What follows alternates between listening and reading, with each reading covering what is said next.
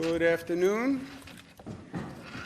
Let me introduce the people who are with us here today. For those of you who don't know who someone is, to my far right, Dr. Jim Malatras, PhD doctor.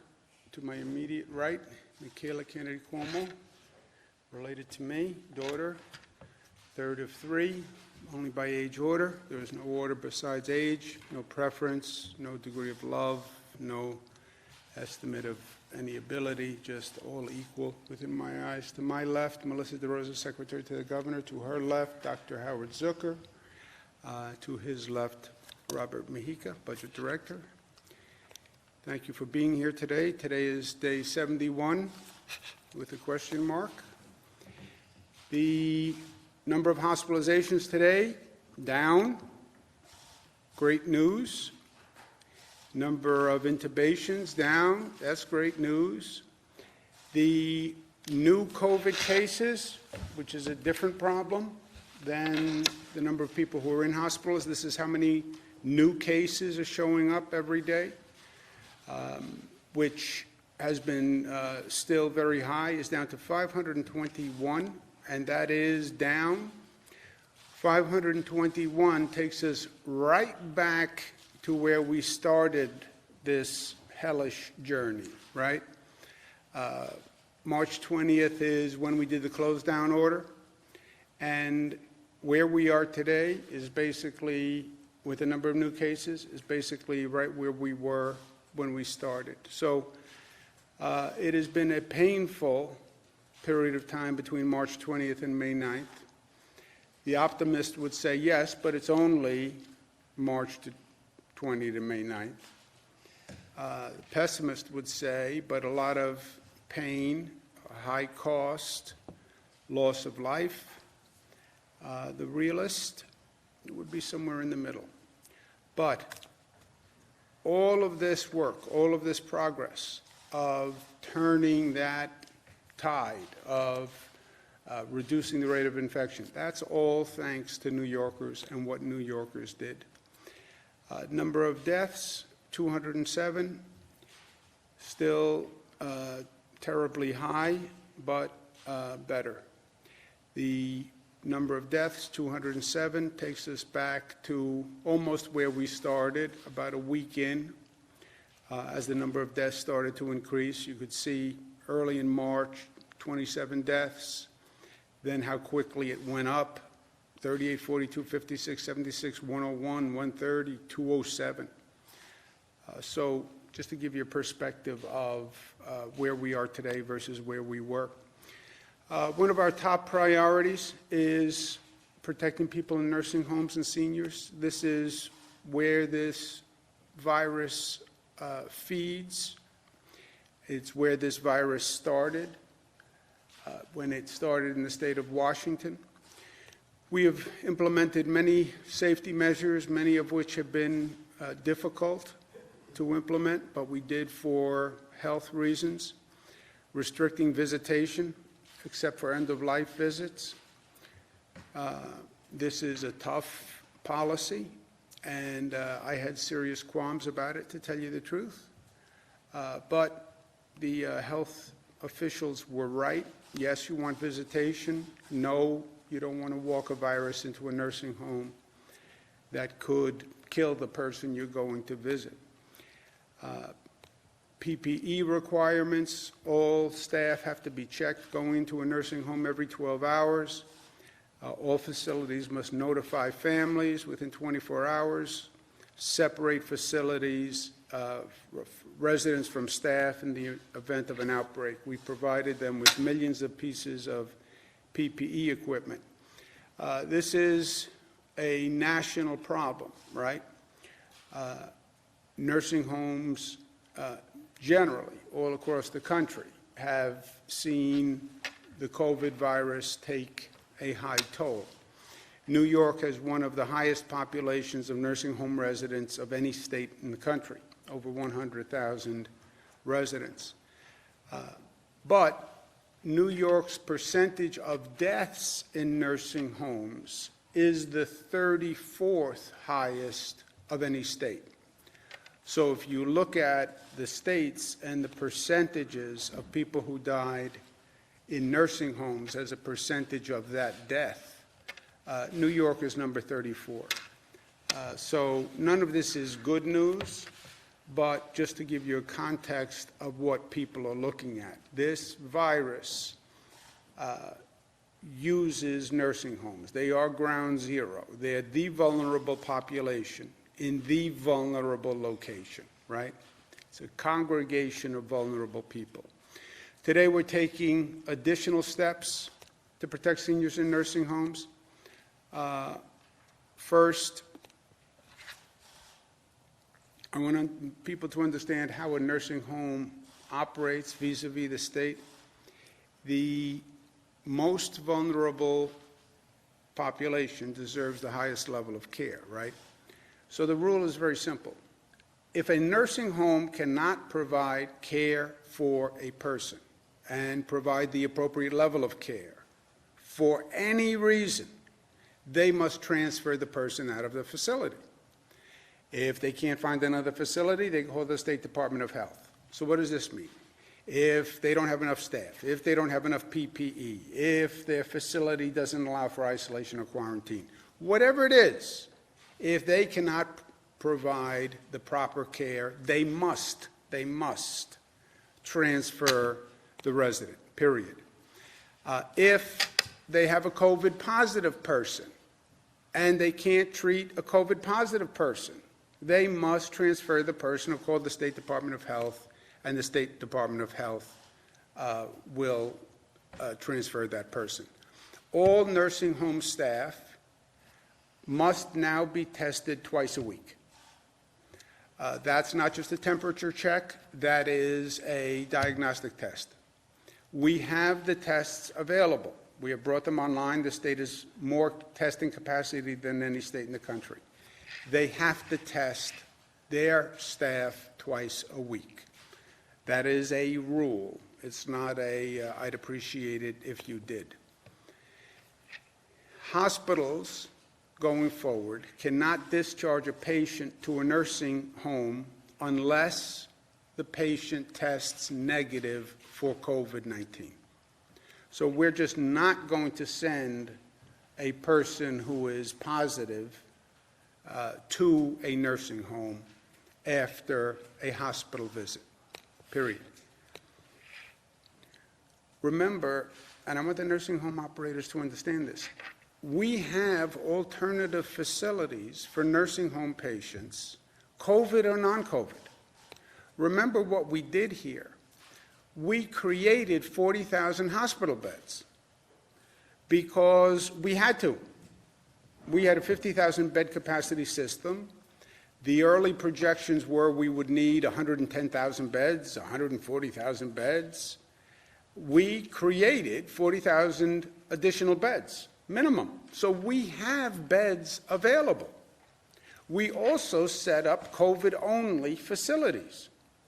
So we have available COVID-only facilities that could accept nursing home residents. We're not reducing the number of hospital beds that we have available. We've always had more hospital beds available than we've used, always. There has not been a day that we didn't have more beds available than we've used. So if a nursing home cannot take care of a person, we have facilities that can. And I understand the nursing home's perspective. But if they cannot provide the appropriate care, they have to call the Department of Health, and let's get that resident into an appropriate facility. I can't be more direct about that. We have available COVID-only facilities upstate as well as downstate. So we have the facilities available. If there's any issue, the resident must be referred to the Department of Health, which will find alternative care. If a nursing home operator does not follow these procedures, they will lose their license. Well, that's harsh. No. Harsh is having a nursing home resident who doesn't get the appropriate care. That's what's harsh. having someone's parent or mother or brother in a situation where they're in a facility, they can't even get a visitor, they're isolated, they feel alone, and they're not getting the appropriate care. That is what is harsh. And if that's what happens, then that facility operator should lose their license. I have no problem with that. I was the Attorney General. I did investigations of nursing homes. I have tremendous respect for what they do. But this is the essence of their responsibility and obligation. Again, we have the facilities. We have the beds. It's not like a situation where there are no options. We have options, and we want to use them. So if there's any reason why you can't provide appropriate care, let us know, and we will put them in a facility that has it. Also, this is an issue that people need to be aware of. New York State is investigating 85 cases of a COVID-related illness in children, mostly toddler to elementary schools. It's symptoms similar to Kawasaki disease, what they call Kawasaki disease, or toxic shock-like syndrome. This does not present as a normal COVID case. COVID cases tend to be respiratory. This presents as an inflammation of the blood vessels, sometimes inflammation of the heart. It's possible that these cases were coming in and were not diagnosed as related to COVID because they don't appear as COVID. But it is a situation that has taken the lives of 3 New Yorkers. There are 2 additional deaths that are currently under investigation as possibly related to this same situation. The New York State Department of Health is going to notify all the other state departments of health. Every state has a Department of Health. They will notify their counterparts in the other states to put them on notice of this. Again, we've recently found this and are investigating it, but it may be possible, and it may even be probable, that this is a situation that exists in other states, and we want to make sure that they are aware of it. New York State Department of Health is also actively pursuing a new drug therapy. Remdesivir has been shown to have some positive effect, and we're desperately looking for a treatment for this virus.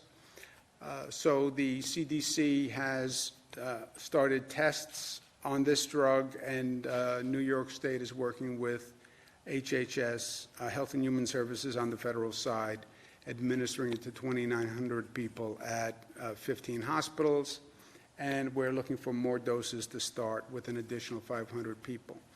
This week is May 15th. May 15th, the pause order, the close-down order expires.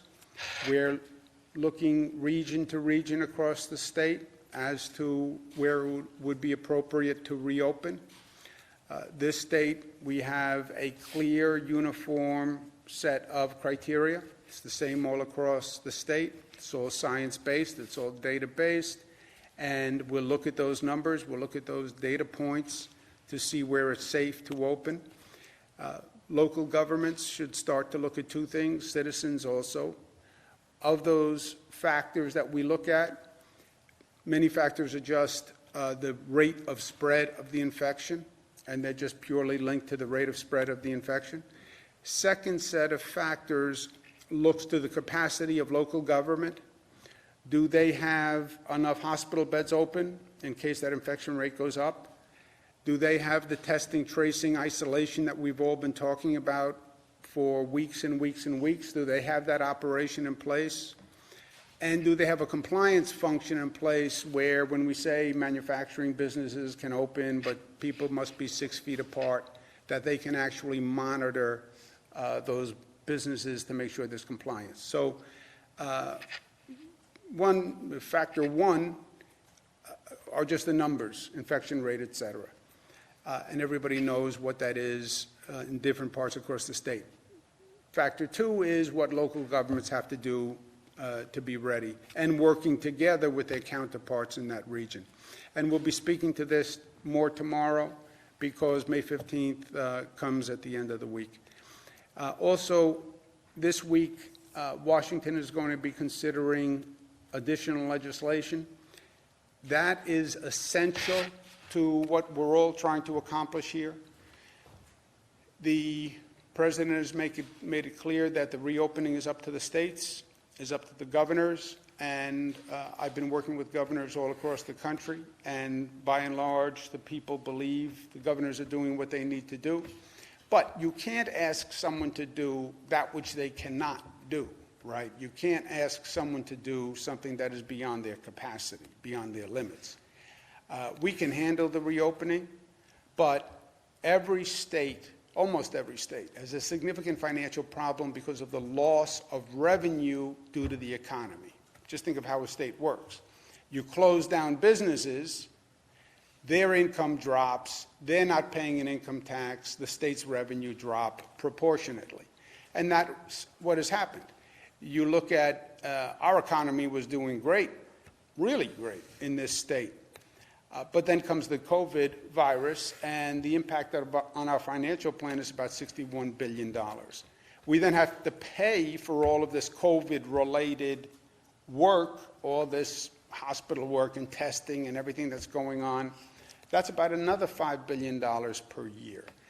We then have essential state agencies that are operating that also have taken a tremendous financial loss. The MTA operates the subways and buses, collects revenue from tolls when people go over bridges or tunnels or through tunnels. Yeah, but ridership is down 92%, and cars aren't driving and they're not paying their tolls. Tremendous revenue loss at the MTA. Port Authority, tremendous revenue loss at airports. So the economic impact is beyond anything that any state can deal with. If the federal government doesn't help the states, then you're forcing the states to cut funding, and the places where the state normally funds will suffer. If they force me to cut funding, I have to reduce the funding to schools, to local governments, and to hospitals. Why would you ever want to reduce funding to these essential agencies at this time, right? And why would you make me allocate pain among schools, hospitals, and local governments? It makes no sense at all. New York alone would need about $35 billion this year just to compensate for the total amount of losses. And when you look at Washington, what Washington has done in the past legislation they've passed, when I say they treat it like pork barrel, why? I was in Washington for 8 years in the Clinton administration. Everything becomes a political game. Every piece of legislation becomes a political game. So when they passed the past legislation, the money they sent to states was supposed to be for COVID. The whole exercise was this was to compensate for what happened during the COVID virus. They just played politics, and everybody put money in for their home state. So when you look at what they actually accomplished, states like Alaska got like 100 times what New York got for funding, right? We got about $23,000 for every COVID case. But states that didn't have many COVID cases also received a tremendous amount of funding. Our friends in Kentucky, $337,000 for every COVID case. Yeah. We got $23,000. So it's what they've done in the past made no sense. Also, what they've done in the past is what they always, it seems, wind up doing. They bailed out corporate America. That's what they did. You look at the past legislation. They bailed out corporate America. This legislation, this week, going forward, let them fund working Americans, because that's the need. You look at the past legislation. They funded hotels, restaurants, airlines, big corporations, public companies. Now it turns out they funded a tax break for millionaires in the COVID response legislation. That's what they did. Yeah, and they didn't fund state and local governments. So who do state and local governments fund? I fund police, firefighters, nurses, school teachers, and food banks. You took care of corporate America, and I don't even want to go through that, but now you're going to starve police and fire and hospitals and schools? Everybody applauds the healthcare workers, but now you don't want to provide any funding. Separate, last point on Washington. Don't make the same mistake twice. Don't do what this nation did after the 2007-2008 mortgage crisis bailout, where the government bailed out all these bankers and corporations that made a fortune running a mortgage scam. And then when the mortgage scam collapsed and the banks were going to go bankrupt, then the taxpayers had to come in and fund the banks. How does this make sense? The banks make all the profit on the way up. They then get into trouble on the mortgage fraud, and we have to bail them out. And who's going to bail them out? The taxpayers are going to bail them out. No.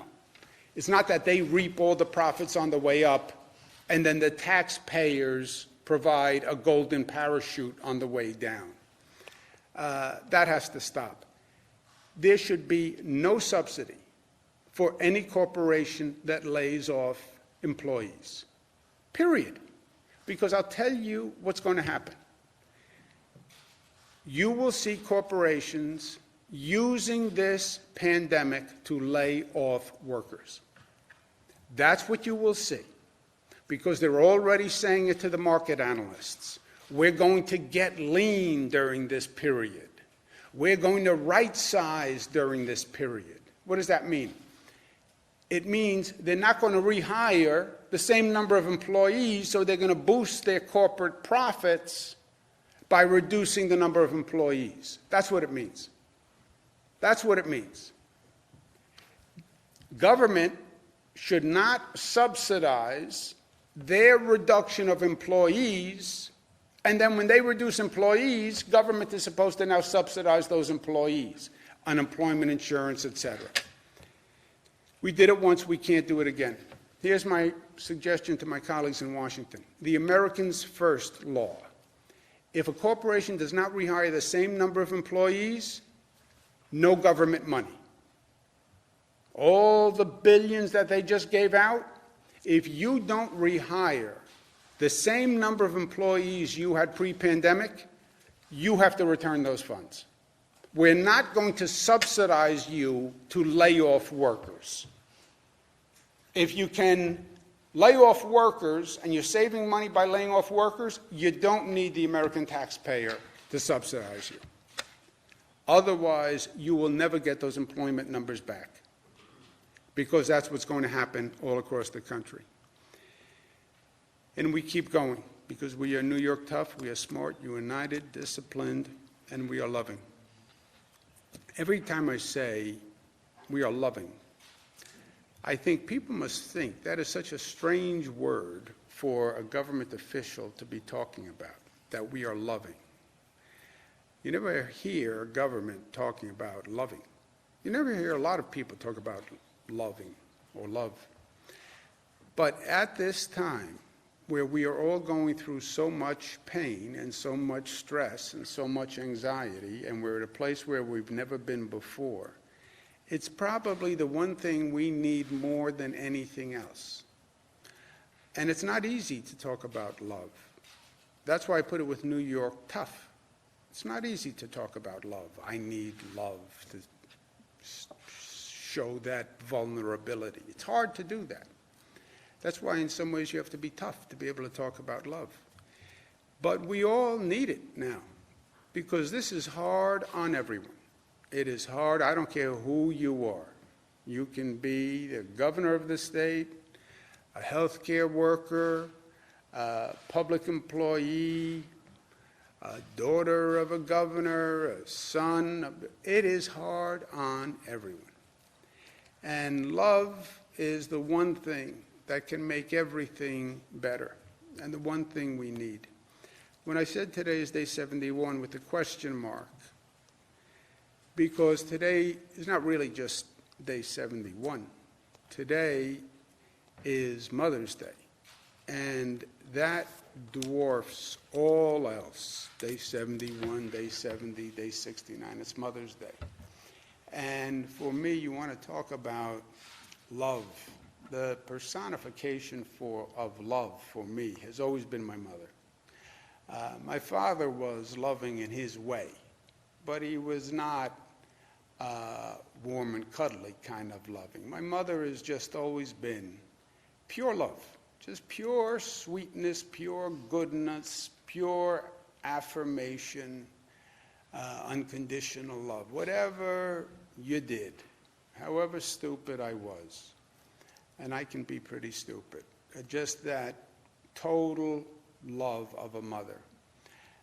So today, more than anything else, mothers are special every day, but how about going through this? Talking about nursing homes, you have mothers in nursing homes, families can't get to see them. Mothers have been doing double duty, stuck at home, dealing with all that stress, all that situation. Mothers who have lost mothers who we have lost during this hellacious period where so many people have lost their parents. So today is Mother's Day, first and foremost. And today is about love and showing love and expressing it and appreciation for our mothers. And my mother, who I cannot see today because I am in a position where I am exposed to too many people, and if I go see my mother, Dr. Zucker, blame Dr. Zucker, the health commissioner, says it would be risky for me to see my mother because I want to make sure that I don't infect her with anything. She's stronger than I am, and she's smarter than I am, but I just want to make sure that we don't do that. But I get to say Happy Mother's Day to my mother with my daughters. They're all here through one means or the other, whatever this is, Zoom this, Zoom that.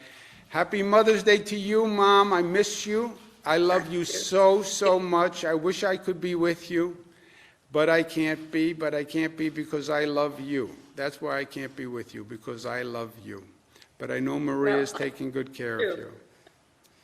I miss you too, a lot, and your beautiful daughters. So Happy Mother's Day, Grandma. Thank you, Cara. You have Cara there. Cara's with Mariah. Mariah, you want to say Happy Mother's Day, Grandmother's Day? Yes, Happy Mother's Day, Grandma. I just was thinking today about this story that I love hearing you tell about how you met the Pope and how he looked you in the eye, took your hand in his, and he said, La Familia. I think he really captured your spirit. Thank you so much for teaching us what the meaning of family is, both from our own little brood to the family of New York. I love you. That's right. And I have very well said. And I have Michaela here with me. Hi, Grandma. Happy Mother's Day. You're up at the Capitol. Yes. But I'm so glad to see your face. We're so grateful to have such a caring grandma and one who was a great mother and role model to our dad and aunts and uncles, and such a great mother to so many children beyond our family. So thank you. Love you so much, Grandma. Thank you for that. Thank you so much. I can't forget this, girls. I will never forget this. Well, you look good. This is going to be over, and then we're going to get back to life as normal, and we're going to have fun. And then you can spend more time with me. I know I am your favorite. I know you don't want to say that because you have Maria there.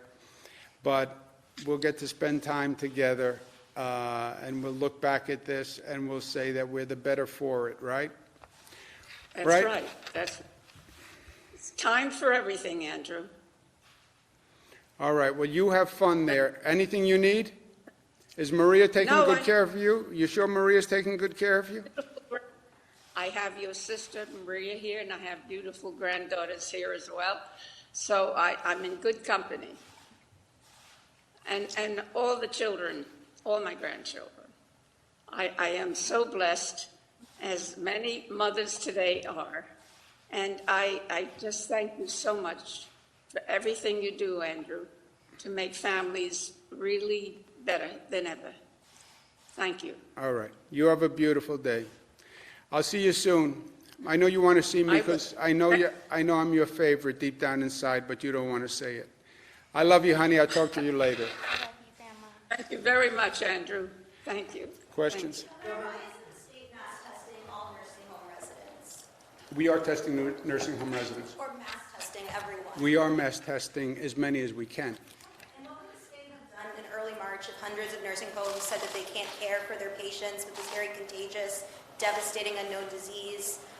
Did you have any overflow beds for them in early March? And did you tell them, the nursing homes, about it in early March? Yeah, let's just do this again. The nursing home must refer a person if they can't provide the adequate care, period. That's the nursing home's obligation. If they cannot provide care for any reason, they don't even have to give a reason, by the way. I don't have staff, my staff is sick, I don't have PPE, I don't have isolation facilities, I don't have quarantine facilities, I don't have enough beds, I don't have enough pillowcases. It does not matter. If they can't provide care, they call the Department of Health sends them somewhere else. We have always had more beds than we have needed. Always had more beds than we have needed. And that is extraordinary because we had to create 40,000 beds. People say, well, we created more beds than we need. Actually, they raise a criticism that we created more beds than we need, right? Federal government says we created Javits, we brought up the U.S. Navy ship Comfort, we didn't even need it. Yeah, at the end of the day, we didn't need it. Thank God we didn't need it because we reduced the curve and we saved lives. But if we hadn't reduced the curve, we would have needed it. That's where the projections were. But that was true from day one. Able to handle it Yes. early on? Yes. The hundreds of nursing Yes. homes said they couldn't care Yes. for them. The state would. Yes, and they should have done it by law. Governor, the court system is currently operating on a largely virtual function. Can you please comment on when new non-essential lawsuits are going to be able to be filed? Yeah, I don't know. Does anyone know when non-essential lawsuits will be It's filed? something that we're working with the courts on, and then the larger issue is around secrecy issues for when you can convene grand juries. And so we're working hand in glove with Janet DiFiore and the courts on that, but the answer is we're trying to get online as soon as possible. Can you speak to when grand juries might fall into this reopening plan? It's something that we're looking at. We're looking at what other states are doing if there's a way to accommodate it virtually, but again, the issue is the secrecy laws that govern, and so we're working with the courts and we're trying to get online as soon as possible. Are there any concerns about, bringing people if they will actually show up for a jury considering this? That is exactly the concern, which is why we're looking into virtual options, but as I said, the secrecy laws that govern supersede that, and so we're trying to see what other states are doing, get creative, because we want the court system to be up and running as soon as possible. That govern grand juries. Grand jury secrecy. Reopening the courts is not an executive decision, or managing the courts is not an executive decision, right? That's a separate branch of government, the court system. The chief judge is in charge of that. We're working with the chief judge, following her recommendations, which have been extraordinary. There's still a lot of work going done, even though the courts have been closed, and their transition to remote services has been great. So we're working together, but the questions you raise are going to be more to the discretion of the judicial system. Why did it sounds like the state is rescinding the March 25th order regarding nursing homes. What went into the change of thinking in that? Why do it now and not do it 2 weeks ago when people first started sounding the alarm on it? I don't know the March 25th. It's not rescinding the order. You still can't discriminate against the patient solely in a nursing home based on their COVID status. This is saying to hospitals now, if you have a COVID patient that you got for some reason acute care, need or whatever, they should test positive before being discharged from the hospital itself. But just to, go ahead.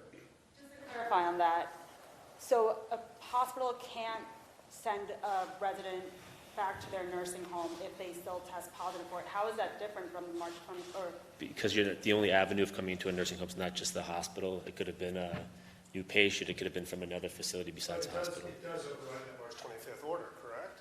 You still cannot discriminate against a nursing home patient. What we're saying is if you're in a hospital for another reason, you can't discharge that patient until they're negative. The two orders coexist, Jesse. What we're saying is you still can't discriminate an entrance to a nursing home facility solely on the basis of being COVID positive or being suspected COVID positive. This puts the obligation on hospitals, which is saying a hospital cannot release a COVID positive patient into a nursing home facility until they test negative. What Jim is accurately saying is hospitals are not the only avenue into nursing homes. There are other ways in which people enter nursing homes. The fact still remains that you cannot discriminate based on COVID positive status. However, as the governor has said 17 times, a nursing home cannot accept a patient if they cannot care for them. They have to be able to cohort the patients. There has to be segregated staff. You have to have the appropriate level of PPE. And if you cannot meet those standards, you cannot accept a patient. You call DOH, DOH finds a facility for them. Let's do it the other way, because it's complicated. This is binding on a hospital, not on a nursing home. If you want to refer your mother who is COVID positive to a nursing home, the nursing home cannot say to you, I'm discriminating against your mother. I don't take COVID positive people. That would be discrimination. The nursing home can say, look, I'm not equipped at this time to handle COVID patients. I refer you to the Department of Health to find a facility that can. But they can't discriminate on the basis of COVID positive. A hospital cannot discharge to a nursing home, and that is new, cannot discharge a person who is COVID positive to a nursing home. The hospital can discharge, they can either hold the COVID positive person or discharge them to one of our other facilities, like our COVID positive facilities, et cetera. This will reduce the burden on nursing homes all across the board because they're not going to get any COVID people from a hospital. But they could conceivably get it from a person on the street that wants to put their COVID positive parent. If they can handle it. And that's what you never really communicated.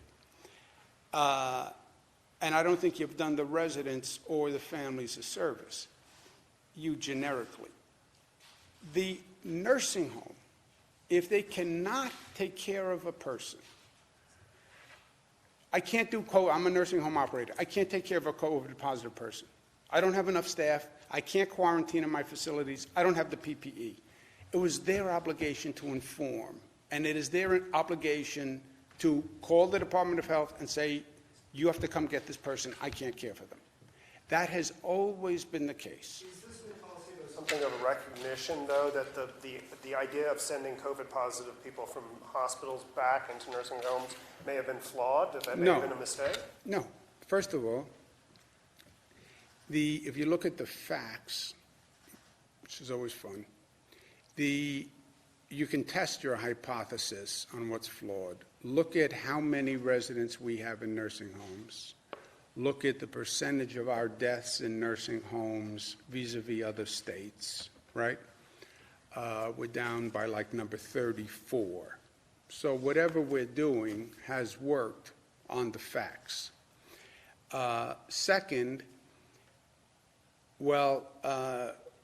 at one time, hospital beds were precious. When we started this, remember, the whole question was, will you have enough hospital beds? We were in a scramble to provide more hospital beds, right? Go from 50,000 to 40,000, 110,000. So the last thing you would be doing would be gratuitously saying, we're going to keep a person in a hospital bed who doesn't need a hospital bed, who could be at another facility. You would never do that. It would be reckless, it would be negligent, because you needed the hospital bed so badly. What we're saying today is we have excess capacity all across the board. And the hospital can discharge to another one of our facilities. They don't have to discharge to the nursing home. They can discharge to any one of our facilities, which was always the case.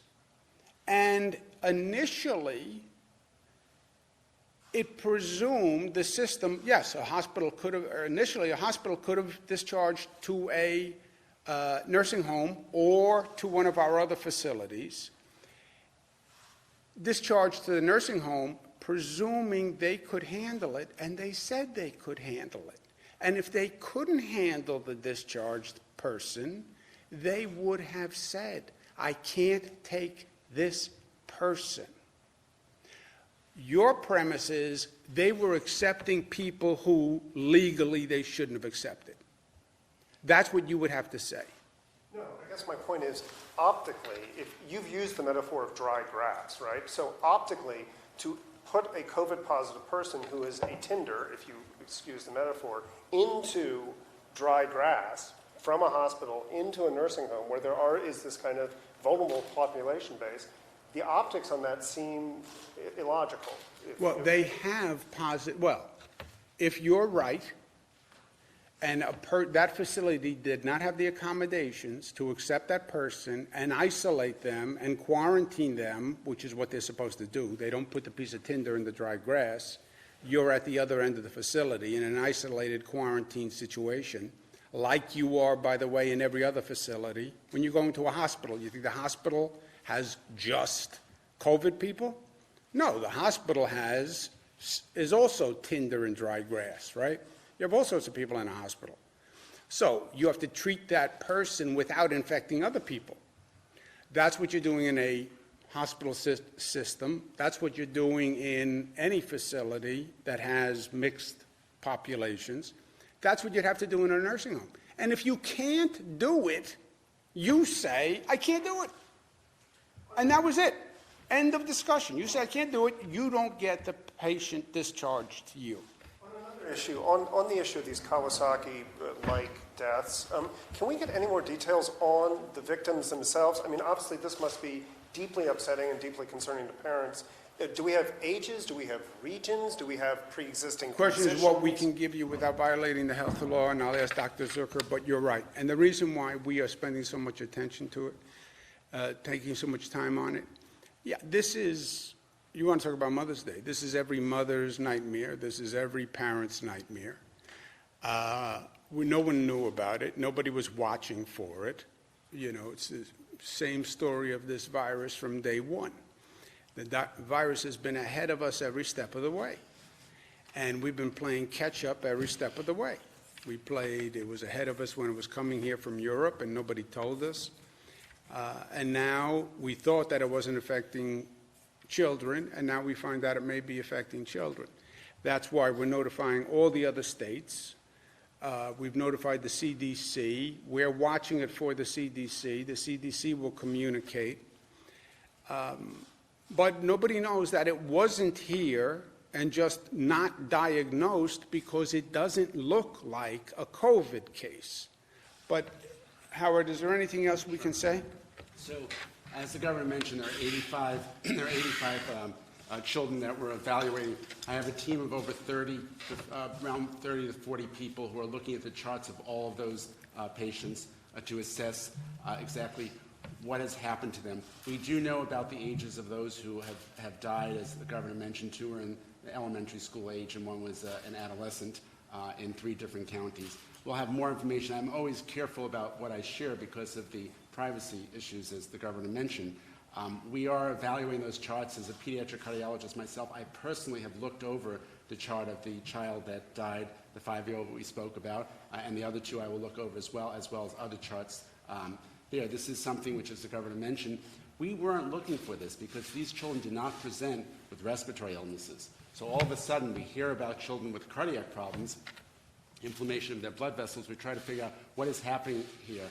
So the CDC has sent people up as well. We have a whole team investigating all these charts, and we're going to get to the bottom of it, come up with what are the criteria, and provide that to the rest of the states in the United States. Conditions, or were these healthy children that died? Well, of the, like I said, there are 85 charts, and we're looking through those. Of the other ones, right now, no, the 3 that had died did not, that we've heard about. But we will. This is why we need to investigate all this, and this is why we have over 30 people looking at those charts. Just one more. Is there anything you can say to parents? I mean, the symptoms of this appear to be somewhat commonplace: swollen extremities, swollen tongue, rashes. Right.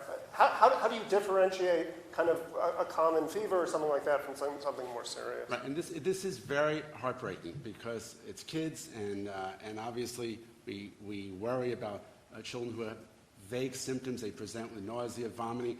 But I think what I would tell parents, if I was wearing my other hat, I would tell parents that if your child has any nausea, vomiting, diarrhea, pallor, your color of your face changing, the color of their lips and fingers, if they have any chest pains, if they're older and they can complain about that, they should call their doctor and they need to be evaluated.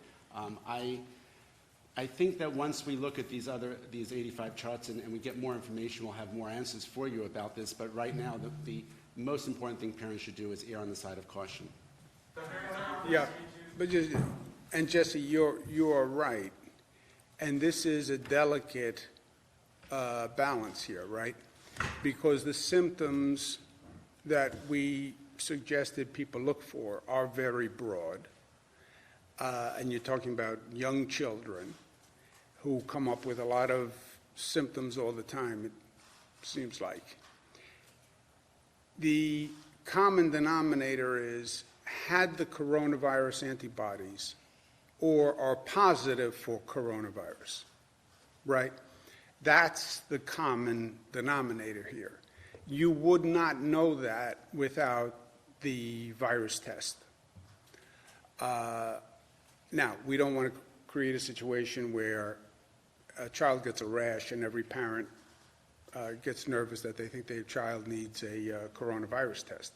That's why as much information as we can get from these investigations as quickly as we can get it, because I understand leaving the question mark hanging out there makes people nervous. At the same time, we want the other states to know what we know, and we want the CDC to know what we know.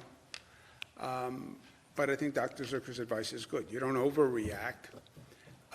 If you think your child may have been exposed to the coronavirus and there are those symptoms, well, that might be a different situation. Friday. 2 elementary school and 1 adolescent death at this point. Thank you. Friday, New York City released the summons data. Just take one more. Anyone who didn't ask a question? Governor, on May 15th date on Monday, you had said no region had met the standard to reopen. Are there any updates today of any regions met the standards to reopen? Tomorrow, we're going to invite all the county executives, local officials to participate in the briefing. We'll be going through it explicitly.